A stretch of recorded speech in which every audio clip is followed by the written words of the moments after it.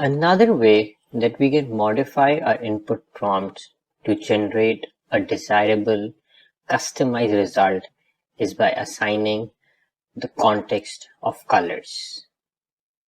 In the context of using color options as a prompt for an AI generator, color refers to the specific hues or shades that can be used to generate an image. Color plays a significant role in visual arts, and it is often used to evoke specific emotions and convey meaning in an image. By using color options, such as a prompt for an AI art generator, artists can experiment different color schemes and explore how different colors can affect the overall mood and meaning of the image. Furthermore, the choice of the color can also affect the perceived mood of the image. For example, bright and bold colors can create a feeling of energy and excitement, while subdued colors can create a feeling of calm and tranquility. By using color options as a prompt, an artist can experiment with different mood and emotions in their images. Additionally, using colors as a prompt can also be useful for those who want to create images that match a specific aesthetic or theme. For example, if I use amber as color in the prompt, it can create a vintage or retro look,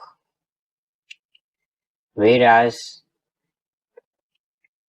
neon colors will bring a neonish shades into the image. To summarize, colors, they play a very critical role in art, and by using color options as a prompt for an AI art generator, you can experiment with different color schemes, evoke specific emotions, convey meaning, and create images that match a specific aesthetics or theme that you're looking for. Now let's go and try a few. So I'll start with a very basic prompt of a cute cottage next to a lake. So let's say a cute cottage next to a lake. And then let's start assigning different colors to it. Amber color.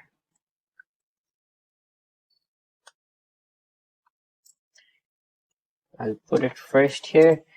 Amber color image of a cute cottage next to a lake. And then I can change amber by a different color, let's say neon color. Or we can do pastel colors.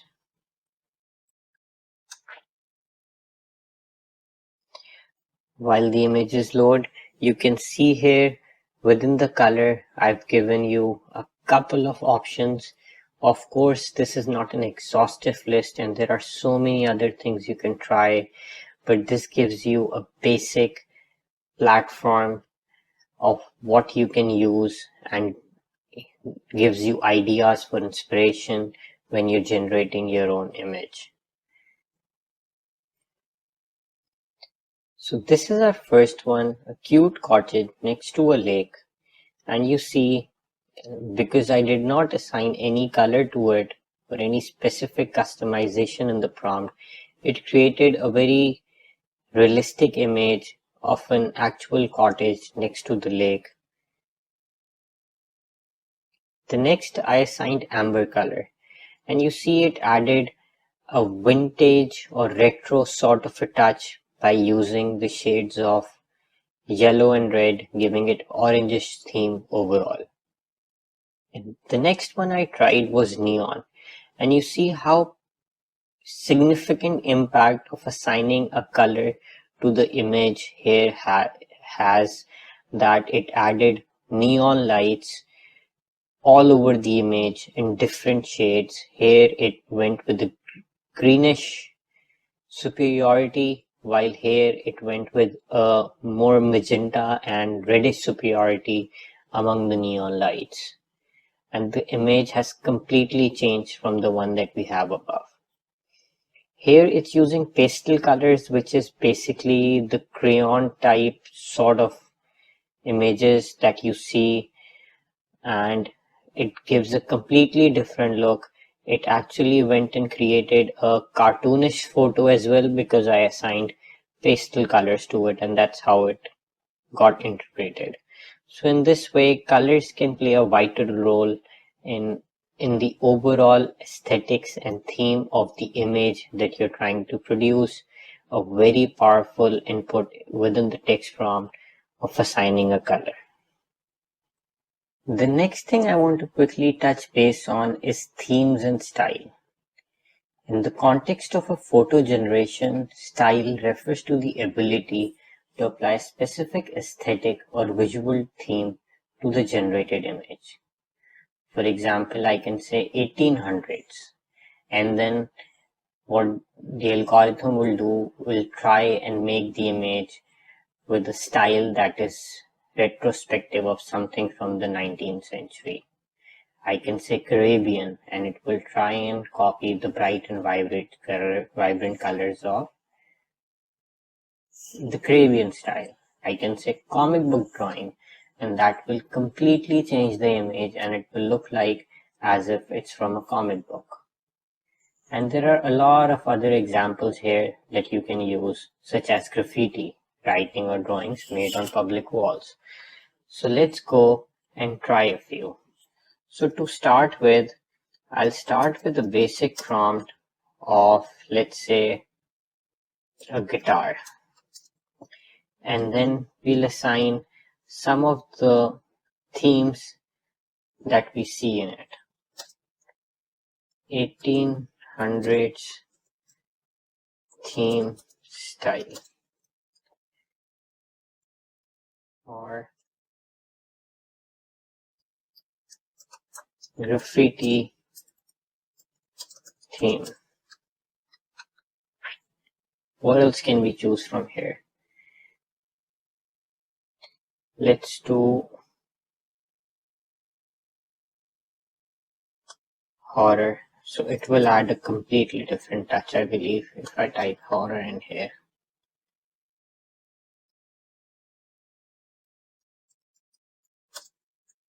And let's see what the output is this time. The images are ready, and as you see, the first one is the image of a basic simple guitar in different forms, as expected. The next one, we assigned an 1800s theme to it, and you see how the guitar has a vintage look to it. It added a bit of impressions and embroidery on the guitar and drawings, and in this one, the guitar itself look old school, and it shows an overall vintage 1800s look in all the photos. The next one we did was graffiti, and now just by assigning a graffiti themed image has completely changed.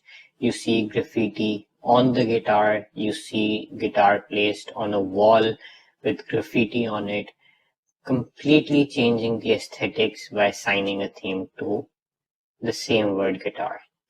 And the last one I tried was horror, and now you see how in 3 of the images it's trying to show a scarier image of the guitar.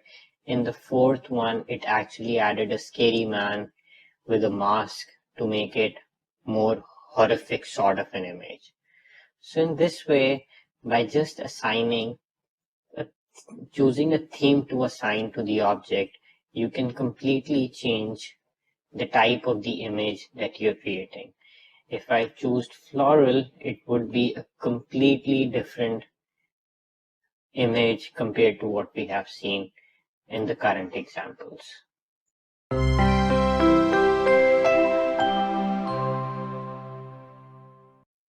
So first things first, if you are a ChatGPT Plus user, then your interface looks something like this, which is showing on my screen.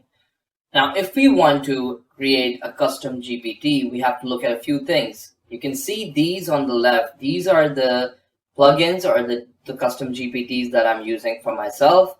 If you want to create your own, we'll be going to Explore. Now, after you do this, you can see some GPTs over here. These are the custom GPTs that I've created for my own work. And if you haven't done that yet, what you'll see is the GPTs provided by OpenAI by default. So Dolly, Data Analytics, ChatGPT Classic, you will see all of these and you can start using them right away. All the settings are already done by OpenAI. Now let's look at how we can create our own custom GPT. So for that, we will be going into Create a GPT. Now, once you step in, you can see two tabs. One is on your right and one is on your left. On your left, you see that there is this option of create and there's option of configure. We'll be looking at configure at a later stage because I want to first teach you how to create this GPT from scratch. Now, mind you, this is just like a conversation. We will initiate the conversation by firstly reading what the builder is saying.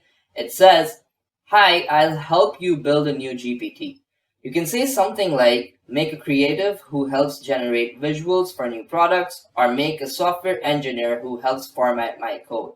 What would you like to make? So let's keep it a little simple, and let's say I want to work on a budget advisor like I told you before. So I'm going to say, I want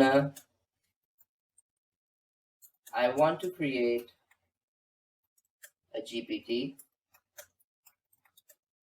And let's say I want to manage my grocery bills. Let's keep it very basic.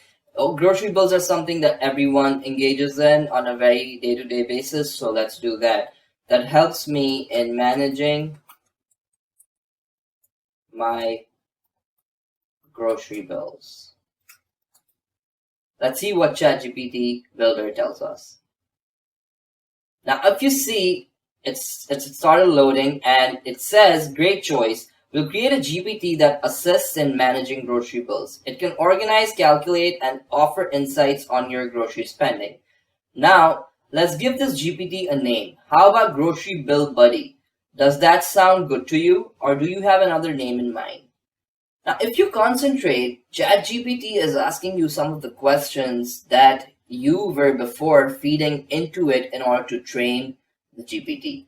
So that's almost about 8 to 10 prompts that we generally do initially in order to train GPT and in order to save material in its memory.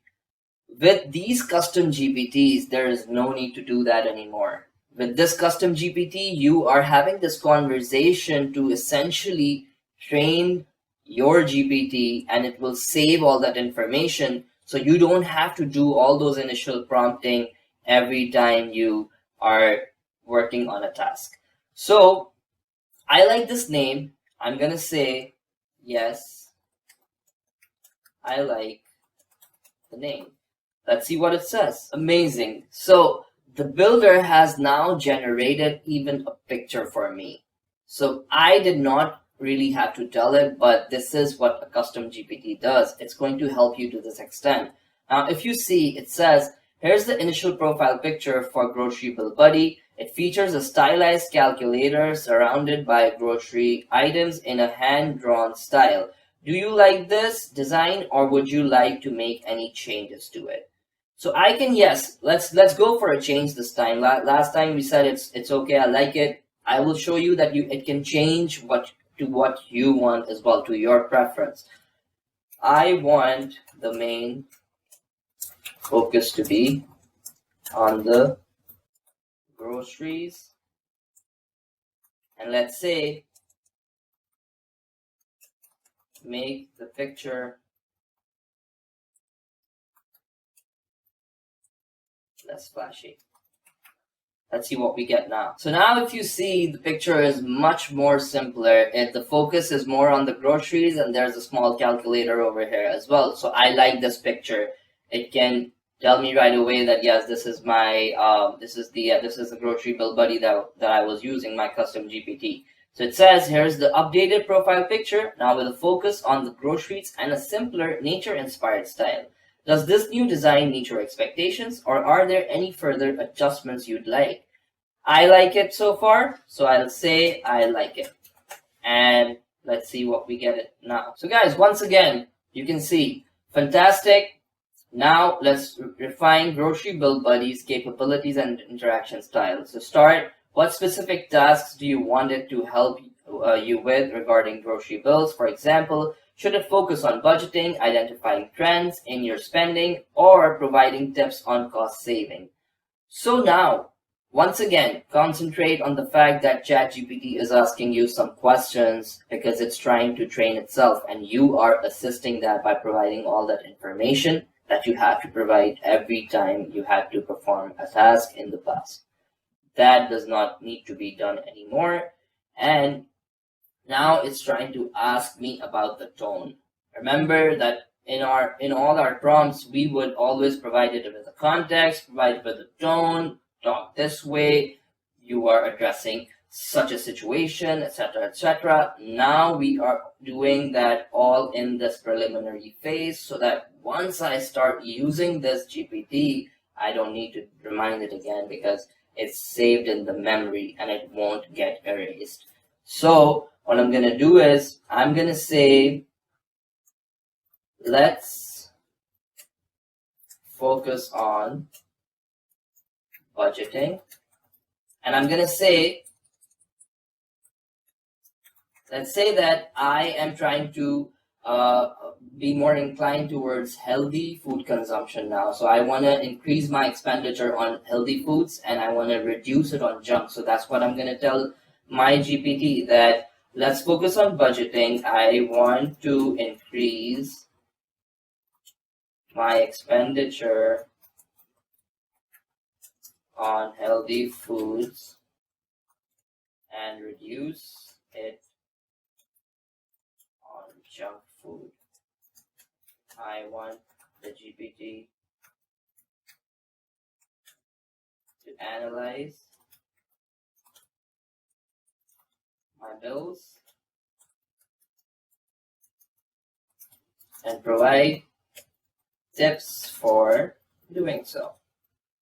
So let's see what we get. So if you can see now, it has started updating the GPT. You can see this tool over here, this banner which is moving. That means that it has taken all your suggestions and now GPT is building your custom GPT. So now you can see that it says now that we've established grocery bill buddy's role in budgeting and promoting healthier choices. Let's consider its interaction style. See, now the tone comes in. How do you want the GPT to talk to you? How would you like it to communicate with you? Should it be straightforward and factual or more friendly and encouraging? Also, consider if you'd like it to use any specific terms or phrases related to grocery shopping and budgeting. So very specific questions about the style and what sorts of wordings it's supposed to use when it's talking to you about budgeting.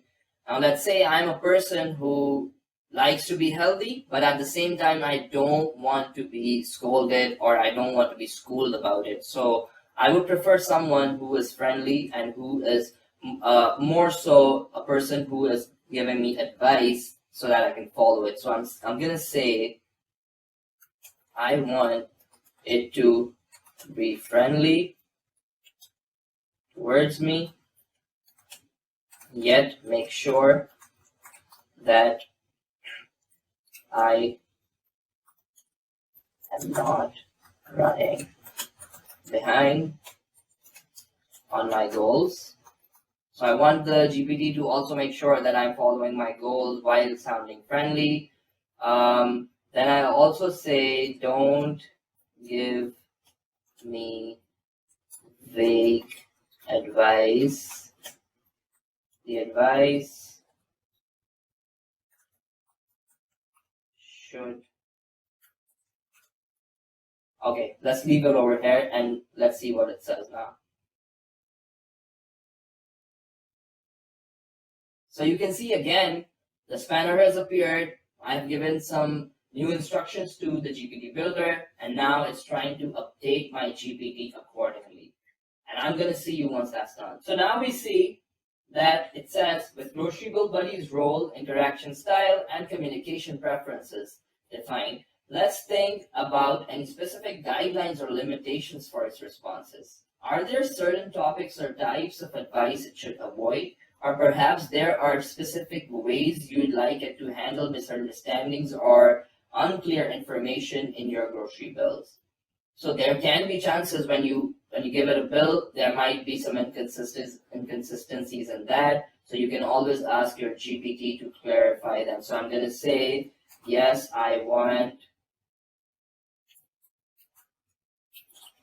the GPT to ask me questions wherever it needs information. And I'm going to say that don't assume anything by yourself, and say always rely on the data. So as you can see, it now says Grocery Bill Buddy is shaping up nicely. Now let's personalize the experience. What specific phrases or types of interactions would you enjoy or find useful for interacting with the GPT? For example, would you like it to greet you in a particular way, use certain motivational phrases, or provide summaries in a specific format? This will help you make your interaction with it more enjoyable and tailored to your preferences. Amazing. So now it's asking me what sort of a tone or what sort of should it have any motivational phrases for me so that I stick to my goals. It's just trying to make sure what will be the best strategy to keep me in check. And I love that. I'm going to say, yes, use motivational phrases whenever necessary. Maintain a friendly tone. Be a responsible friend. Let's add some responsibility to its role. Let's see what we get. So now, as you all can see, Grocery Bill Buddy is now tailored to assist you with the grocery bill management, focusing on healthier eating and budgeting. It's friendly and responsible, offering specific data-driven advice and motivational support. So that's exactly what I wanted from my GPT builder, and it has created exactly that. To make sure we've got everything right, how about you give it a try in the playground to the right? So now we're talking about the tab on the right, and that is your playground where you give prompts and get your tasks done after the initial training is done. Let me know if there are any refinements or additional features you'd like to add. What do you think? So where do these features go? All the information that we've provided so far, where is it going? Where is it being saved? You can take a look at that. And I want to explain that to you in the next section, and then we will go towards looking at using something and getting a task done in a very short moment of time.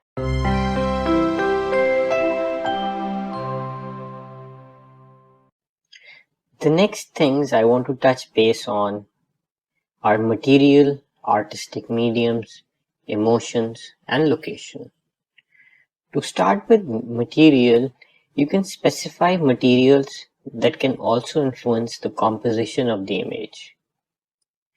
For example, I can say aluminum, carbon fiber, cardboard, wooden, and it would completely change the output image accordingly. This would work best with architectural images or specific objects. So let's say I start with a basic prompt of Great Wall of China. Actually, I made a mistake in the spelling of China. So let me run this again with the right spelling. And then in the next one, I'm going to do Great Wall of China made of carbon fiber. and then let's do made of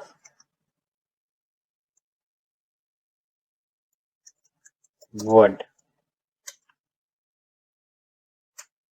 and then let's do made of cardboard.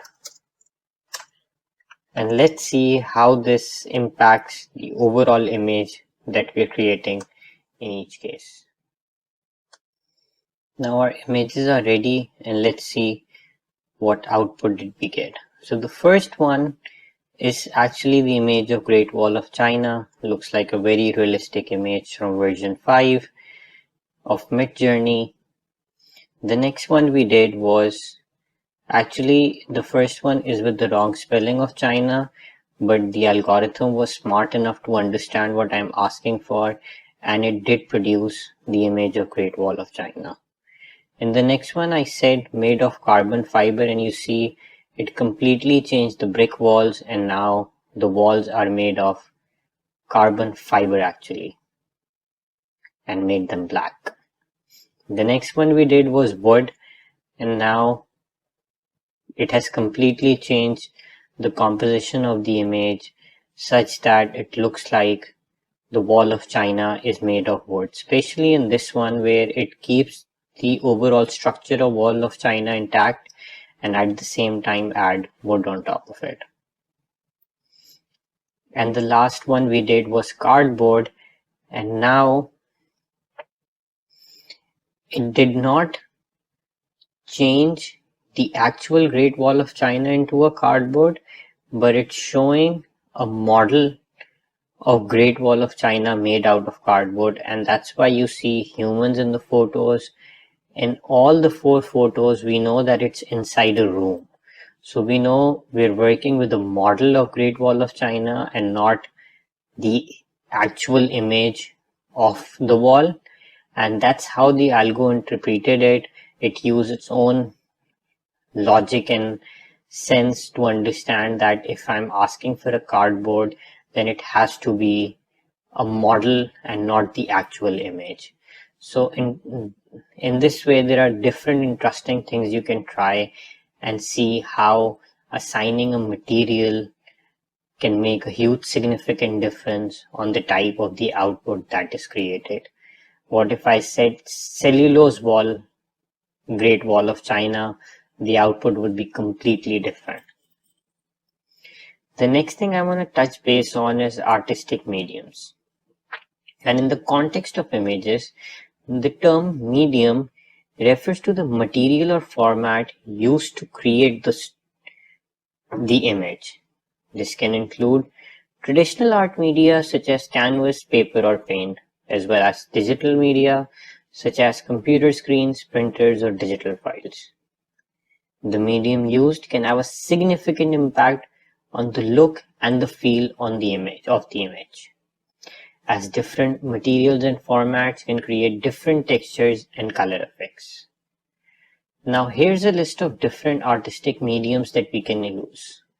Now you might notice that graffiti is repeated, but we're using it in a different sense here. It's a style plus an artistic medium, and you can use it in both ways. So I have added in both places. So let's try a few out of these. Let's try mosaic, collage, and watercolor. This time let's work with an animal painting. So let's say imagine cute baby panda.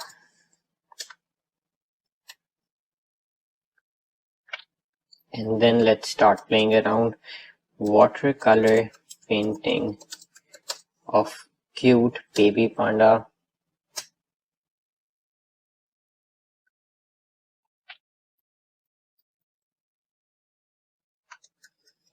Collage painting of cute baby panda. And then we can do mosaic.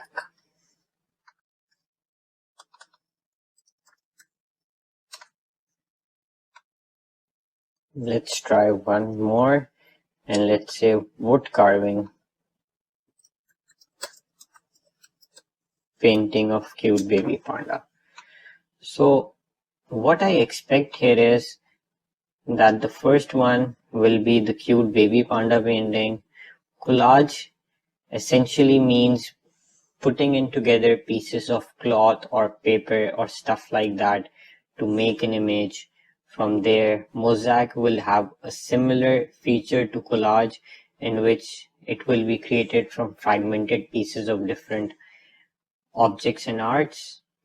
Wood carving will actually look like a wood carving of painting of panda, and watercolor painting will have a splash of watercolor on it. So let's see what the bot produces first. So the first one is a basic painting of a cute baby panda. The second one is with watercolors, and it's not visible in all of them, but you can see specifically in this U3 image that you see a sparkle of watercolors around the panda, and the painting is actually made by using watercolors. The third one is collage, and as we expected, this paintings of panda has been created by putting in pieces together of cloth and artwork from different objects and mediums. The third one is mosaic, and that also shows here that it's been created from smaller pieces, like a puzzle has been assembled to create this image. And the last one is wood carving, and here the algo interpreted it as create an image of panda on a wood carving. So that's what it's doing. It's taking a base wood and then carving a panda on top of it. So you see, in this way, by using different artistic mediums, we completely changed the output of the image. If I go with 3D printing, the image would look like it's been rendered from a 3D printer. The next I want to cover is emotions. Now, we tried this a bit, but I want to focus on it again with the owl, that we created a cute owl and then we created a cute angry owl, and the image completely changed. So in this way, we can optimize our image a lot based on different emotions that we want to portray in the image. So let's say I go with the same one that we have here of wood carving painting of panda, and I make it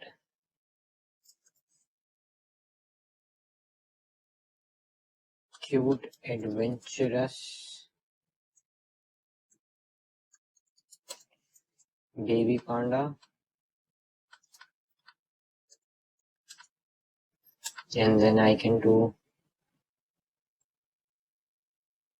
crying or pessimistic. Let's do crying baby panda, and let's see how this impacts our image.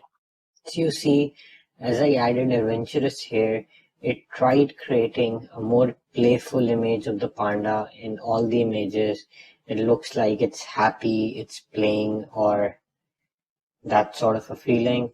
Whereas when I said crying, the image completely changed and we see a sad crying face of the panda in all the images.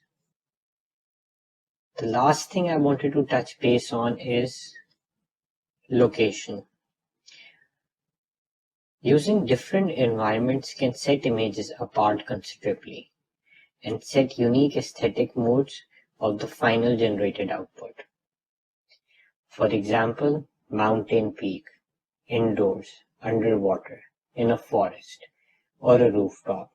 So these are just a few examples that you can use to create more context of where the image was taken, so that there is more customizing option available to you when creating the image. So let's try a few of these and see how does that work. So let's do something more unrealistic. Let's say astronaut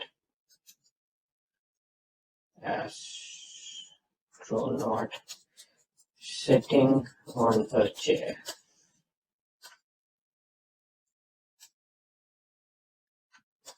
Underwater.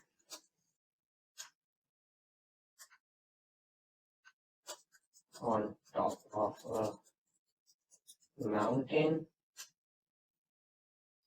What else can we try?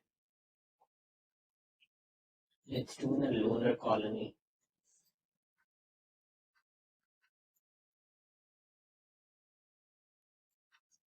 In a lunar colony,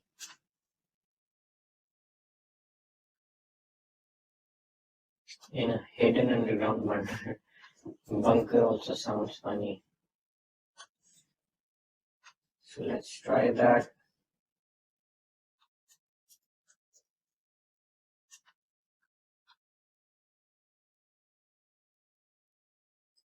So now our images are ready and let's start reviewing them.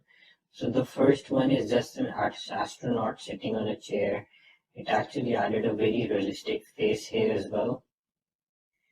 The next one is underwater, and you see in all four images it's the exact same prompt but with the context of the location, and the image completely changed by actually placing the astronaut underwater. The next one I said was on underwater on top of a mountain. So that was a mistake on my end. I wasn't supposed to write underwater, but you can see how it got reflected. It shows that the astronaut is on the top of a mountain, plus it's sitting on a chair in a lake. The next one, what I did was underwater in a lunar colony. So it's trying to show the lunar colony while being underwater, and it added a few objects here to show that. And the last one was underwater in a hidden underground bunker, and that's what it showed here. The bunker is full of water. In some of them there is less water, but you can clearly see that now it's sitting under a bunker. So in this way, by adding a location, we can completely change the context in which the image was taken, and it provides a very good way to customize your image to make it exactly what you were looking for. That's it for the prompt section. In the next section, we're going to start talking about different parameters and functions MidJourney offers us for further customization.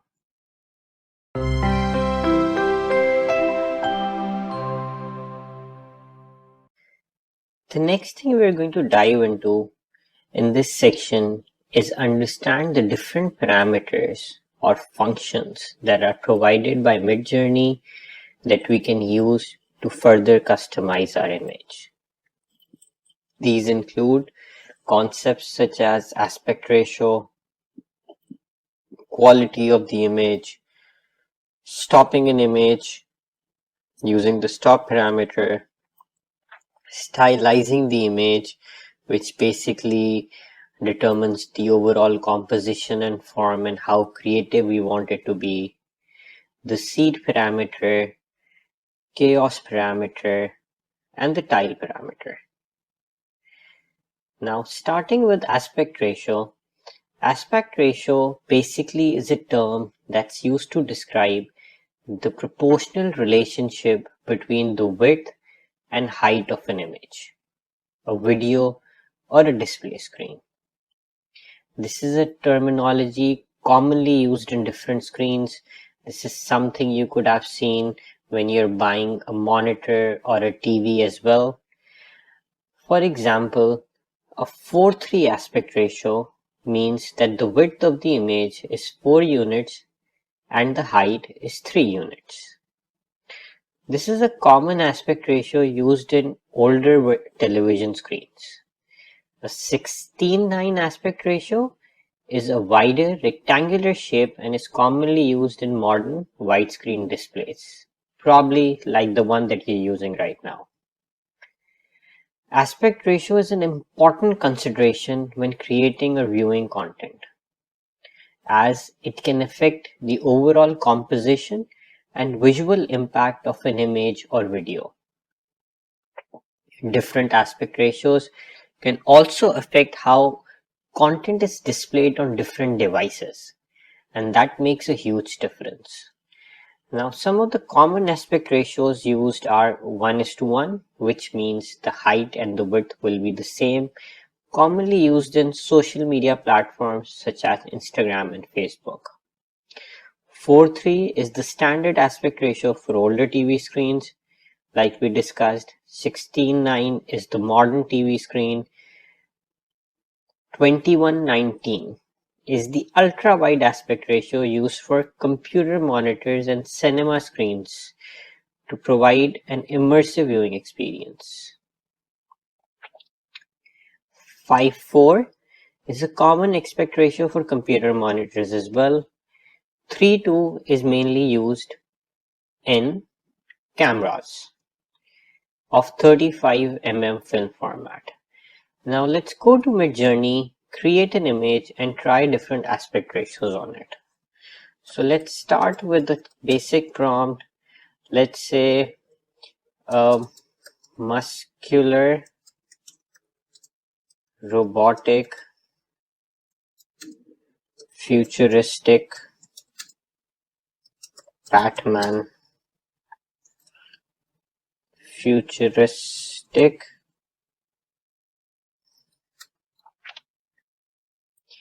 angry Batman. So I've assigned a couple of different adjectives and adverbs to Batman in this case because I wanted to create a high quality image which has a lot of things happening in it. And let's see what the algorithm produces for us. And now our image is ready as expected. It's showing a robotic futuristic Batman that looks angry. Now let me assign a specific aspect ratio to the same prompt. So whenever you're working with parameters, what you have to do is type dash dash. So these two dash means that I'm about to use a parameter now. So that's how you signal MidJourney that I'm about to assign a parameter to this image by writing dash dash. And we'll write AR for aspect ratio, leave a space, and let's say 1:1. 1:1. And then I'll use the same prompt, and this time I'll do 3:4. And then lastly, I'll generate the same image in 16:9 to show you how different aspect ratios change the overall image. So the images are ready, and as you see, the first one we did 1:1, and this is the default setting for version 5 as well, where the height and the width are exactly the same. The second one we did was 3:4, so I expect my height to be slightly greater than the width of the image. And that's what we see here. If you look at any one of these images, this is our width and this is our height, and you see it shows a mobile sort of a dimension, mobile screen sort of a dimension, where my height is slightly higher than my width. And the last one I tried was 16:9, which essentially means my width to height ratio is 16:9, and that's clearly visible here that the width of this image is much bigger than the height of the image. So now the aspect ratio is important because depending on the type of use of the final output that you're creating, you can adjust the aspect ratio. For instance, if I'm creating an image that would be used in a landscape format for the landing page of the website, I would go with a landscape aspect ratio of 16:9. On the other hand, if I'm creating an image for, let's say, a mobile phone cover for an iPhone, then 3:4 would be a much better aspect ratio in that case because I want to put it up on a mobile phone. Similarly, if I'm generating images for Instagram ads or Facebook post then I would go with 1:1 because that's what the platform supports. An important thing to note about aspect ratio is that it's not the same thing as resolution. They're two very distinct concepts in the field of digital imaging. While aspect ratio describes the proportional relationship between the width and height of an image and is typically expressed as a ratio, resolution, on the other hand, refers to the number of pixels that make up an image or screen and is typically expressed as the total number of pixels horizontally and vertically, such as 1920 by 1080.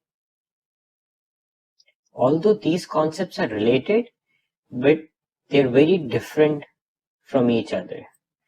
Whereas the aspect ratio determines the overall shape and composition of an image or screen, resolution determines the level of detail and clarity of the visual content. So it is important that we understand the difference between the two concepts so that we can properly create and display and manipulate the different images that we're creating here. The next thing I want to cover is quality, for which the parameter to use in MidJourney is --quality or --q. And quality is essentially responsible for determining the time spent generating an image. So how these images are generated is that we send a prompt and then the machine learning algorithm supporting this runs this on a processor and outputs the job. The more time we give to these GPU processors to process the image, the higher quality image it can produce. But it comes as a trade-off. A higher quality image will take more time and will take more GPU power, and therefore it will cost more. Whereas on the other hand, a low quality image will take less GPU power and have a lower cost to it. So if you would have noticed in the prompts that I've been running so far, the quality has been 0.5. And I specifically did this so that the images are rendered faster as I work around with you in generating different prompts. So now I just type / settings and it shows me a row where I can define the quality. So it's half quality, base quality, high quality. I can change the quality from here as well if I want. And let's say I want to run the same prompt as above, but with a different quality setting. So let's say we want to run this, but this time we're going to run it with base quality of 1. And then we can run the same prompt with a quality of 2. Now these two will take considerably more time compared to the one that we generated with half quality, but the overall composition and resolution and the image will be much better because we are assigning more time to the processor, to the GPUs in processing and creating an image from the prompts that we provided. Now we have created the 3 images using the 3 different qualities, and to review them, this is the first one, which was the lowest quality, still a very good image and has a lot of things happening in it. But if we go forward and we compare it with the next one, you see there are a lot more description and distinctive features added to this image versus the previous one. The size of the different things that has been added to the suit have completely changed, and there is a lot more details that have gone into the image, and the overall quality looks a lot better. And then if you move down to quality 2, this is even better, especially if you see the first one. It looks like a very realistic image, a futuristic realistic image of an angry Batman with a lot of details added in the suit, from the bat symbol to the arms. And in this way, as we keep increasing the quality from half to 1 to 2, you see that the image processing time that the GPU takes is a lot more, and therefore it is able to add more details and descriptions, increasing the overall quality and aesthetics of the image that it produces.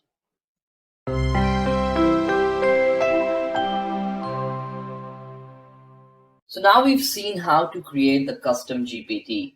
The question arises, like I said in the last lecture, where is all this information going? I provided it the tone, I provided it the context and other information with all the back and forth questions and answers that I was having. Where is that information going? So I want to tell you that there is a way to look at it, and that would be your configure tab. If you go into the configure tab, now you can see you did not put this over here. The builder has put in all the information or saved all this information, the initial prompts. It has been saved. The name, grocery bill buddy, description, the GPT manages grocery bills and helps in budgeting. Now let's read the instructions. I have provided it certain instructions just in conversation, and it has given a very good shape to it and saved it in the instructions for it. It says, Grocery Bill Buddy is designed to be a responsible and friendly assistant focused on helping users manage their grocery budgets with a special emphasis on healthier eating habits. It adopts a warm, supportive tone, sprinkling motivational phrases throughout its interaction to encourage users in their goals. This GPT is attentive to users' needs, providing specific, actionable advice based on grocery bill analysis. When clarity is needed, it politely asks for information, avoiding assumptions and ensuring advice is data-driven. It acts as a responsible friend, guiding users towards healthier choices and budget-friendly options. The assistant consistently maintains a friendly demeanor, making budgeting and healthy eating an approachable and enjoyable task. So guys, if you can focus on all the words used over here, you can see that these are the exact words that I had provided to ChatGPT, and it's making sure that it's data-driven, it's not running by assumptions, and it is maintaining a very friendly tone and making sure that you are following your goals of maintaining a healthy lifestyle. Underneath that, you can see that there are some conversation starters, and what this basically is that you can have some initial prompts for your grocery bill buddy. So you could say, can you, or we could say, we could go back into create, and I could say that you did not create the conversation starters, because generally ChatGPT is supposed to create these conversation starters for you. So let's see, let's see what ChatGPT gives us. You did not create the conversation starters for me.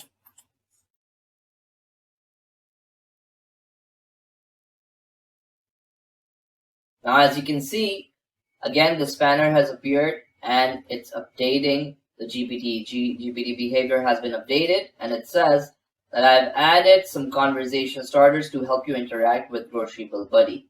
Can you analyze my latest grocery bill? How can I spend more on healthy foods, etc., etc. These prompts are designed to directly engage the GPT in its specialized tasks. Now, feel free to test it in the playground. So guys, there is a chance that sometimes GPT Builder might miss something. So you have to check all the fields, and if you look at configure, you see that now you can see the conversation starters. You have these initial prompts that you can just click, and ChatGPT or your custom GPT will start doing its work. Underneath that, you can see that there is this part called knowledge.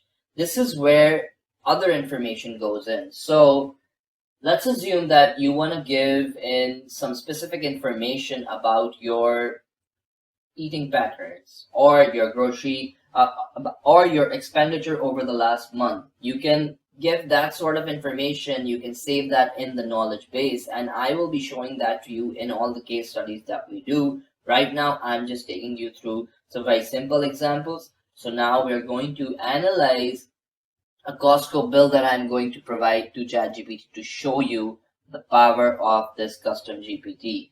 You can also see over here the capabilities where there's web browsing, there's Dolly image generation, and there's also a code interpreter.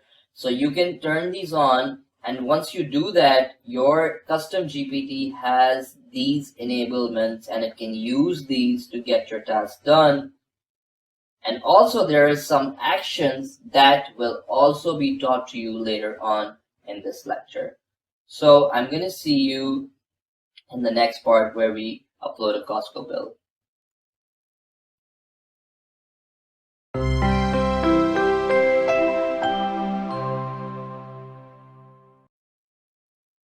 So your custom GPT is now ready. You can see that Grocery Bill Buddy has these 4 conversation starters available. So you can press one of these to get things going, get the ball rolling. Let me remove these and show all the 4 to you. Can you analyze my latest grocery bill? How can I spend more on healthy food? What trends do you see in my grocery spending? Give me tips to reduce junk food purchases. So this is all based off of the information I had given or the initial training that we did to create the custom GPT. So what I'm going to do is I'm going to use the first one, and let's ask, or let's say, can you analyze my latest grocery bill? As soon as I do that, you notice that it says, absolutely, I'd be happy to help you analyze your grocery bill. Please provide me with the details of the items you purchased and their respective prices. If you have any specific goals, like saving money or making healthier choices, feel free to share those as well. This will help me give you the best possible advice. So, very good. It's totally in line with what I want and what I had, the information that I had given while building the GPT. So what I'm going to do is I am now going to upload a Costco bill that I have. You can upload a bill of your choice to start the analysis. So let's see what we get once we do that. So as you can see, ChatGPT has given me a very long explanation about my bills, and it has deconstructed the bill very efficiently. But I would want an overall picture of my bill first before I go into these details. So let me prompt first that give me a summary, then provide the tips on expenses.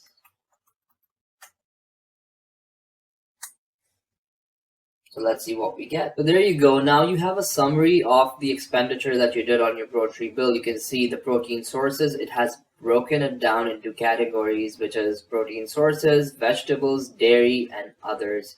You have your total over here, and now we have the optimization tips. Let's go through them. It says buy whole produce instead of pre-diced or chopped options.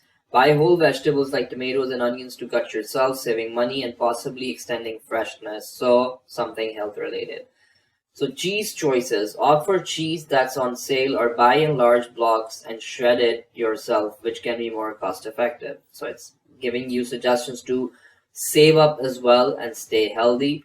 It's the same as for protein purchases. For your salsa strategy, it says homemade salsa might save you money and you'll have control over the ingredients. So another tip for you. The same goes for all the other things that you've bought. One thing to notice here is that I can now dive into the details that it has given me. It gave me all the details beforehand. So what I did was I told it to first give me a summary and then give me the tips. So this is something that we can go and change in our configuration so that in our following conversations, ChatGPT does not do the same thing. We have to train it, remember. So I'm going to go and change the configuration, but I'll be teaching this to you in the later case studies that we'll do. But this is just a tip that you should know right at the beginning, that ChatGPT can do such things, just like it hallucinates at times. It can do such a thing that give you information according to its own understanding, and you have the opportunity to correct it, and you have the opportunity to change that setting in your configuration. So now if we go through the details, it says that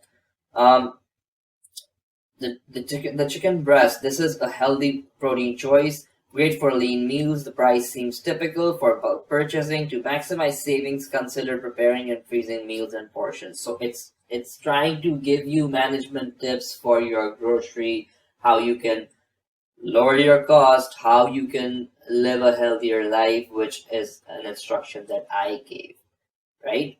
So then we go towards the diced tomatoes. Canned or fresh diced tomatoes are versatile and nutritious. They are a good source of vitamins and can be used in a variety of dishes, etc., etc. Then for eggs, they are the best source of protein. For grape tomato, fresh tomatoes are a fantastic source of vitamins and antioxidants. To save on fresh produce, consider purchasing what's in season or in sale. So just some extra tips being given to you. And now I think you have a good understanding of how you can create your custom GPT from the scratch, and how you can use it for something as basic as analyzing your own grocery bill. So once you've seen how to create that GPT, and once you know how to get some basic tasks done, I would like to show you that you can also save this GPT. As you click this button, you see three options. One is only me, that only it gets published only to you, only you can view it. Then only people with a link, so you can share this with your teammates, with your partners in your business, so that just makes it better for the whole team. And there's this option of public, which is the most interesting one, because there'll be a ChatGPT Play Store soon, and once that does come out, we will teach you how to get your custom GPTs running on the Play Store. But until then, you can use only people with a link, so that you can share this with a team member. And what that means is that that person will have access to the capabilities of your custom GPT, but it does not mean that they can change the settings or the configuration. You are the owner of those configurations. So now you know the basics of creating a custom GPT for yourself. And now moving forward, we'll be looking over different case studies so that you understand the differential usage of these custom GPTs as the scenario changes. This enables you to create a GPT or an assistant or an agent, I would like to say, for all the tasks that you can do, the different tasks in a day, in your professional life, in your personal life. So I am going to see you in the next sections now.